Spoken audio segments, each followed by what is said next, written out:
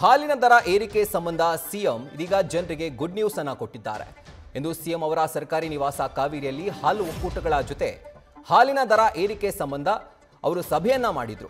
ಈ ವೇಳೆ ಒಕ್ಕೂಟಗಳು ಬೆಲೆಯನ್ನ ಹೆಚ್ಚಳ ಮಾಡಬೇಕು ಅಂತ ಸಿಎಂ ಮೇಲೆ ಒತ್ತಡವನ್ನ ಹಾಕಿದ್ದಾರೆ.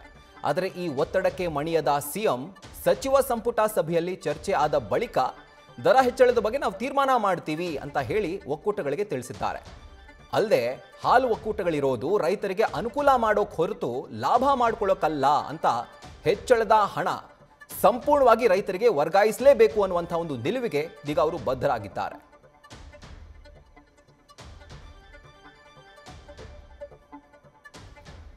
ಇನ್ನು ಸಾಕಷ್ಟು ದರ ಏರಿಕೆಗಳಿಂದ ತತ್ತರಿಸಿ ಹೋಗಿರುವಂತಹ ಜನರಿಗೆ ಮತ್ತೊಂದು ಸರ್ತಿ ಹಾಲಿನ ದರ ಏರಿಕೆ ಆಗುತ್ತಾ ಅನ್ನುವಂಥ ಒಂದು ದೊಡ್ಡ ಶಾಕ್ ಇತ್ತು. ಆದರೆ ಆ ಶಾಕ್ಗೆ ಇದೀಗ ಸಿಎಂ ತಣ್ಣೀರೆರಚಿದ್ದಾರೆ. ಯಾಕೆ ಅಂತಂದ್ರೆ ಹಾಲು ಒಕ್ಕೂಟಗಳ ಜೊತೆ ಸಭೆಯನ್ನ ಮಾಡಿದ್ರೂ ಕೂಡ ಈ ದರ ಪ್ರಸ್ತಾವನೆ ಏನಿತ್ತು ಹೆಚ್ಚಳ ಮಾಡಬೇಕು ಅನ್ನುವಂಥ ಪ್ರಸ್ತಾವನೆ ಅದಕ್ಕೆ ಸಿಎಂ ಯಾವುದೇ ಸೊಪ್ಪು ಹಾಕಿಲ್ಲ. ಅದರ ಬದಲಿಗೆ ಸಚಿವ ಸಂಪುಟ ಸಭೆಯಲ್ಲಿ ನಾವು ಚರ್ಚೆ ಮಾಡಿ ಅದಾದ ನಂತರ ದರ ಹೆಚ್ಚಳದ ಬಗ್ಗೆ ನಾವು ತೀರ್ಮಾನ ಮಾಡ್ತೇವೆ ಅಂತ ಹೇಳಿ ಹಾಲು ಒಕ್ಕೂಟಗಳ ಮುಖಂಡರಿಗೆ ಅವರು ತಿಳಿಸಿದ್ದಾರೆ. ಸೊ ಹೀಗಾಗಿ ಸದ್ಯಕ್ಕಂತೂ ಈ ಹಾಲಿನ ದರ ಹೆಚ್ಚಳ ಬೇಡಿಕೆ ಏನಿತ್ತು ಹಾಲಿನ ಒಕ್ಕೂಟಗಳಿಂದ ಅದಕ್ಕೆ ಸಿಎಂ ಯಾವುದೇ ರೀತಿಯಾದಂತಹ ಒಂದು ಸ್ಪಂದನೆಯನ್ನು ಕೊಟ್ಟಿಲ್ಲ, ಬದಲಿಗೆ ಪೋಸ್ಟ್ಪೋನ್ ಮಾಡಿದ್ದಾರೆ ಅಂತ ಹೇಳ್ಬೋದು. ಸೊ ಮುಂದಿನ ದಿನಗಳಲ್ಲಿ ಹೆಚ್ಚಳಿಕೆ ಆಗುತ್ತಾ ಇಲ್ವಾ ಅದು ಸಚಿವ ಸಂಪುಟ ಸಭೆಯಲ್ಲಿ ತೀರ್ಮಾನ ಆದಂತಹ ಬಳಿಕ ಜನರಿಗೆ ಗೊತ್ತಾಗುತ್ತೆ.